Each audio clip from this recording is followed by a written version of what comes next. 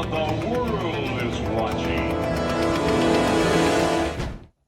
If you smell what the Rock is cooking. Yeah, I can't do it. I can't do it. I can't do it. I've never been able to do it. Cut this bum's music. As previous viewers will know, I cannot do the people's eyebrow. I've never been able to do the people's eyebrow. And my 8-year-old daughter can do the people's eyebrow. People that don't like wrestling, people that don't like The Rock, can do the people's eyebrow. Very annoying. Very, very annoying. Right. So I just thought I'd share a few of my thoughts on The Rock, and where we are now, and where we have got to in this final boss character that The Rock is in most probably his final wrestling run. So I was a wrestling fan when The Rock debuted in the 1996 Survivor Series as Rocky Maivia, with his crazy hair and his outfit and his very green nature that he was. Rock came in as a typical babyface. A babyface, for those of you that are not that familiar with wrestling, is the good guy. Good guy or good gal is a babyface. Rock came in, was pushed as that. It did not go down well. This is where the infamous Rocky sucks chants came in, the famous die Rocky die signs, which I still think is a little bit close to the mark, maybe over the top. What do you think? Kid wasn't getting over. So again, for those of you that are not that familiar with that term, I'm sure most people who watch this are wrestling fans and they know what I mean. Over is kind of popular, but it's more engaged. The audience are engaged with this person, the levels of how over someone is. So they can be a babyface, good guy, good girl, and be over. And they can be a heel, bad guy, bad girl, and be over in that way. So basically the audience, the watching audience, are engaged with this wrestler, this character, their mic work, their backstage work, their character work, and obviously their in-ring work and all of that. And you look at someone, you know, various different ways that people can go over. The Rock did not get over initially as a babyface. When he got over is when he joined the Nation of Domination and turned heel, turned into a bad guy, and they gave him a microphone. When they gave him a microphone and let him be more of himself, my word, a legend was born. And this is where we've got to now, and he is now one of the most famous people on the planet. I still think he's the highest grossing movie star in the world. I should have checked that stat before I just put this out there, because you should never just put stuff out on the internet that you don't know is a fact. So Dwayne "The Rock" Johnson gets over as a heel, various babyface and heel turns over the years, and then it's pretty much towards the end of his main part of his wrestling career. He's a babyface, has epic rivalry with Stone Cold Steve Austin, WrestleMania headline after WrestleMania headline, and one of probably the greatest, if not the greatest rivalry. What is the greatest wrestling rivalry? Comment. Let me know what you think. As always, I'll engage with the comments. So that's The Rock. Got there. Epic match with Hulk Hogan at WrestleMania 18. Full disclaimer, I am not a huge Hulk Hogan fan for various reasons. I'm sure you can guess what those reasons are. One reason you might not guess, apart from the obvious, is when I first started watching wrestling, Hulk Hogan won all the time, and he got on my bloody nerves. When Ultimate Warrior beat him at WrestleMania 6, my first WrestleMania, I was absolutely delighted. Me and my younger sister, who probably shouldn't have been watching it just before school in the morning, were delighted and shocked that the Ultimate, and Hulk Hogan lost clean. I didn't really know what clean meant. Clean means no interference, no cheating. Someone just pinned someone 1, 2, 3. I had never seen that happen to Hulk Hogan, so that was pretty epic, although they did keep coming back and winning more and more titles. Rock Hogan, WrestleMania 18, one of the best matches ever. I saw a comment the other day saying if you turn the sound off, it's a 1-star match. Turn the sound off on your favourite film. Mine is The Dark Knight. It's a 1-star movie. I mean, I'm not sure. I think the point was trying to say that it's not a technical wrestling classic, which you do not expect with The Rock and especially Hulk Hogan. But it is an epic, epic match. One of probably my top 10 matches of all time. And many people's top 1, top 5s. Check out, if you haven't checked out, WrestleMania 18, Hulk Hogan versus The Rock. Epic crowd, storyline, everything. Two of the icons, I still say that about Hulk Hogan, it's true, of wrestling. Then Rock goes away, comes back, starred in Scorpion King. Then we got a bit of the Hollywood Rock character, which is transcending into what he is now. And then The Rock went away, came back, and since he came back, had a few matches with John Cena, WrestleMania 28, 29, but was massive babyface. Always pushed as the babyface, the good guy. Even if he's facing another good guy, it's always the good guy. After that run with John Cena, pretty much came back sporadically through the years, basically squashed whoever some heel was at the time, Baron Corbin, most recently in January when he came back on Raw, day one. I think it was day one, Raw. It was Raw anyway.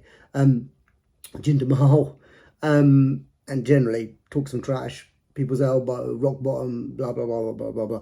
And that's pretty much it, no thing. Obviously, rumours of the last couple of years that he was going to face Roman Reigns. Now we get to where we are now. So nobody knows. You know, people will tell you, oh yeah, it was always the plan. It wasn't the plan. It was this. Cody was going to not face Roman. Cody was going to be in there. Rock pushed his way or whatever. What I know is they've made it into something brilliant, and it's must-watch TV, must-watch Instagram, if you or Twitter or whatever you look at. But you know, for me, the highlight of the last two or three Fridays, we've had, you know, obviously The Rock being on SmackDown. We've also had the promo, the uncensored, not for kids promo on Instagram and Twitter, where The Rock gets as long as he wants, 20 minutes in some cases, to go off on mainly the Cody and the Cody crybabies, the walking clown emoji, Seth Rollins, and you get entertainment, and I think this is why it's resonating a lot, because you're getting a lot of the fans, lapsed fans who watched during the Attitude Era, saw that Rock trash talking, you know, shut up, you know, all that. I've been told I'm not allowed to swear, so that's what I didn't say, finish that sentence, but I think most of you know it from the meme, the GIF meme, whatever it is. So we get that, and whatever the plan was originally, whether it was never going to be Cody, always going to be Cody versus Roman, blah, blah, blah, blah, blah. Who knows? Triple H knows. The Rock knows. Cody Rhodes, Roman Reigns, Seth Rollins, maybe a handful of other people. People will speculate and say, oh, this was this, someone changed this. Nobody knows. People have some sources. I have no sources. Just to confirm. The only source I've got is tomato ketchup and mayonnaise, which is my wife's, because I don't like mayonnaise. Me and Talia are ketchup fans, not mayonnaise fans. That's the only source we have. So we have no sources. Most people don't have that good sources in wrestling. And the truth is, where we are now is something big. So it's got mainstream attention. The Rock says wrestling is cool again. I'm a big wrestling fan, and I'm not sure even I would say wrestling is cool. Has it ever been cool? But it is popular, and it's getting mainstream attention. And of course it's getting mainstream attention because it's got Dwayne "The Rock" Johnson in it. Plus, it was on a big crest wave of popularity even before The Rock came back, and it's just elevated into it. Elevated into a $5 billion Netflix deal. And for us in the UK, every single WWE bit of action, past pay-per-views, PLEs, are going to be on Netflix. Future ones are going to be on Netflix. Raw and SmackDown are going to be on Netflix. The catalogue of the WWE is going to be on Netflix.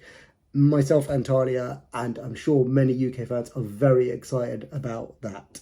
Not just because, in Talia's case, you can choose, hopefully, a WWE superstar as your avatar.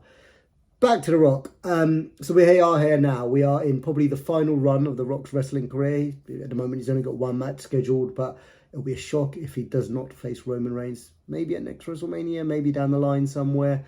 But we are in a place where we've got the eyes. As many eyes are going to be on wrestling are on wrestling right now.